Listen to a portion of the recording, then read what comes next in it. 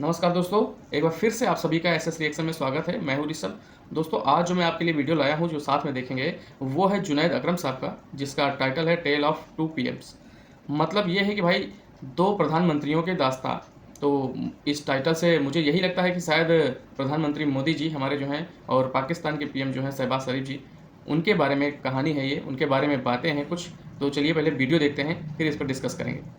हाँ विकाले भैया, ये बात है दो मुल्कों की जो एक साथ मार्ज वजूद में आए और एक ही साथ आजाद हुए। लेकिन उन दोनों मुल्कों के प्राइम मिनिस्टर ने कल अपने अपने फेसबुक पे क्या शेयर किया। एक तरफ नरेंद्र मोदी ने शेयर किया, आईएसआरओ को कांग्रेचुलेट किया कि वो कमर्शियल 36 सैटेलाइट्स लेके स्पेस में गए। दूसरी तरफ मियां शहबाज शरीफ के फेसबुक पे क्या था, आटे की लाइन का जायजा ले रहे हैं कि आटा सही रेट पे मिल रहा है कि नहीं। और वो भी जो आटा है उसकी रिपोर्ट आई है वो जानवरों को खिलाने वाला होता है जो यहाँ पे इंसान खा रहे हैं। अब ये रातों रात नहीं हुआ है, इसके लिए आपको 40-50 साल पीछे जाना पड़ेगा। मुल्कों ने अपनी अपनी तरजीहात सेट की होती है। शायद एक पॉइंट होगा कि इंडिया और पाकिस्तान एक ही पेज पे थे या एक ही दिशा में जा रहे थे, लेकिन वो फास्ट एंड द फ्यूरियस के सीन की तरह गाड़ियां अलग हो गई और हमने डिसाइड किया कि पूरी दुनिया की लड़ाइयां हम अकेले लड़ेंगे और पूरी दुनिया पे हम कब्जा करेंगे। दुनिया कमर्शलाइजेशन की तरफ जा रही है, इंडस्ट्रियलाइजेशन की तरफ जा रही थी। हम जो है फैक्ट्रियां बंद करके जो है बस एक ही फैक्ट्री चलाने की कोशिश कर रहे थे। जिन दो भाइयों की, मुसलमान भाइयों की लड़ाइयां भी हमने जिम्मे ले ली कि हम लड़ लेते हैं, उनकी भी दोस्ती किसी और ने आके करा दी खल्ली वल्ली, वो भी हमारा नलका बंद हो गया। तो भाई तरजीहात होती हैं तभी मुल्क आगे जाता है। 80s में इंडिया ने समझ लिया था, या उससे पहले से ही मिडिल क्लास पेरेंट्स को उन्होंने एम्पावर किया और मिडिल क्लास ने अपने बच्चे पढ़ाए, पेट काट काट के आईआईटी भेजा। उसका शाखसाना आज आप देखते हैं माइक्रोसॉफ्ट, गूगल, एडोबी, हर जगह इंडियंस जो है अपनी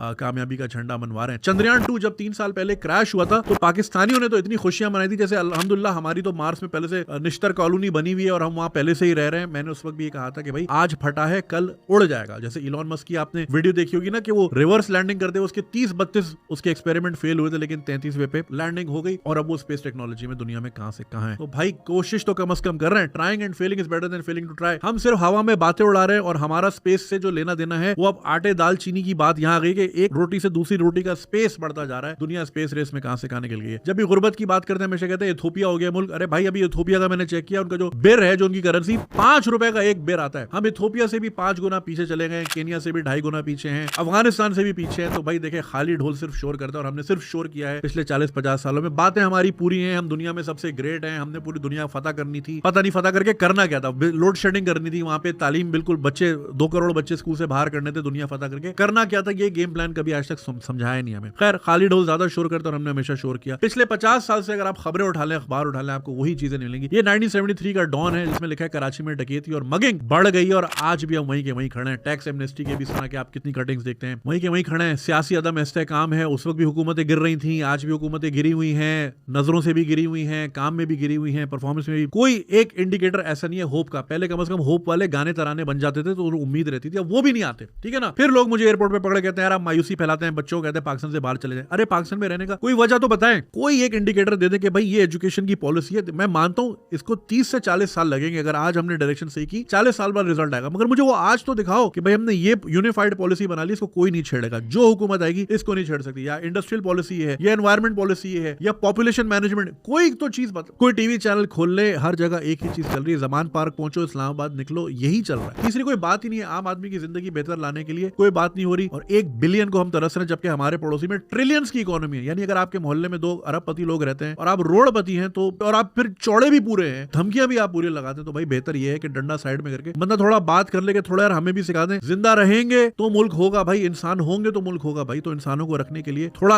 एहतमाम करने की जरूरत है कि हम जरा बात करें, सीखें कैसे कर रहे हैं, हम भी 2-4 पैसे कमा ले, हमारी आवाम भी थोड़ी सी इज्जत की जिंदगी गुजारने लग जाए। लेकिन शायद वही वाली बात है, प्रायोरिटीज हमें ना पहले समझ आई थी ना शायद अब समझ आ रही है। कांग्रेचुलेशन टू इंडिया भाई, उनका आज स्पेस में 36 ले गया, कल को 350 ले जाएगा। क्या ही करेंगे भाई। ठीक है, जन्नत तक तो नहीं जाएगा ना, जन्नत तक तो हम जाएंगे भाई। यही कमेंट आ रहे होंगे नीचे खल्ली वल्ली।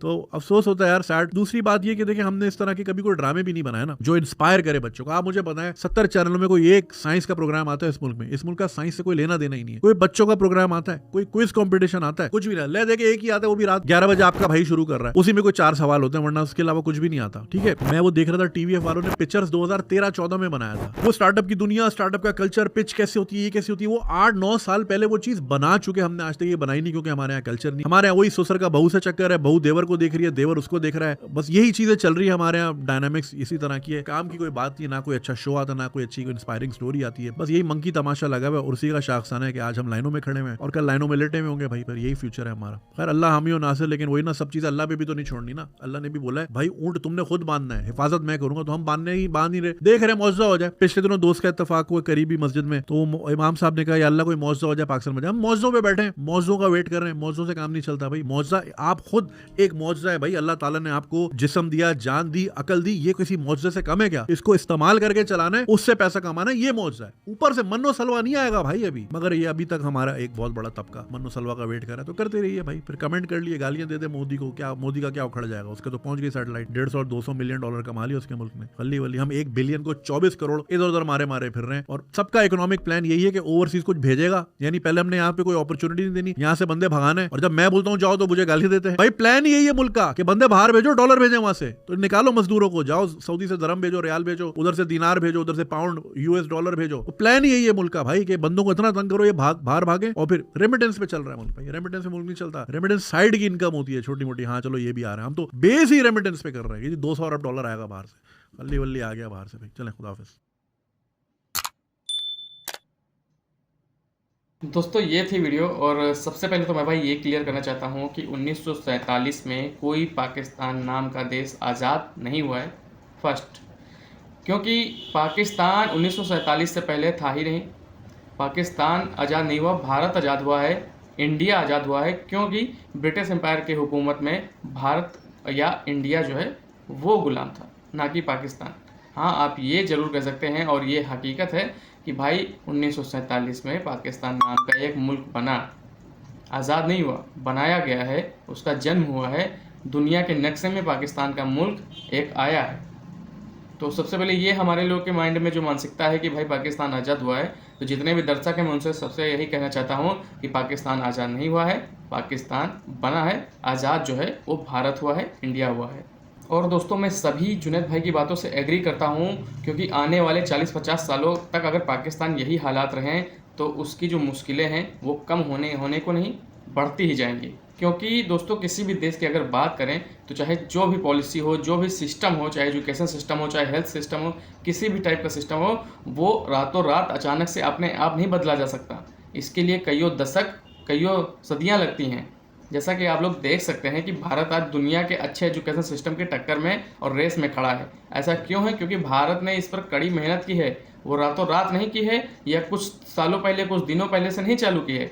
ये हमारे यहाँ दशकों से चला आ रहा है। उस पर मेहनत की जा रही है, उसके रूट लेवल पे मेहनत की जा रही है। जितने भी नेता आए, जितने भी प्रधानमंत्री आए, जितने भी सरकार आई हमारे यहाँ, सभी लोगों का विज़न एक था, अपने बेसिक एजुकेशन को मजबूत करना और अपने यूथ को आगे बढ़ाना, ताकि दुनिया में वो अपने पैरों पर खड़े हो सकें।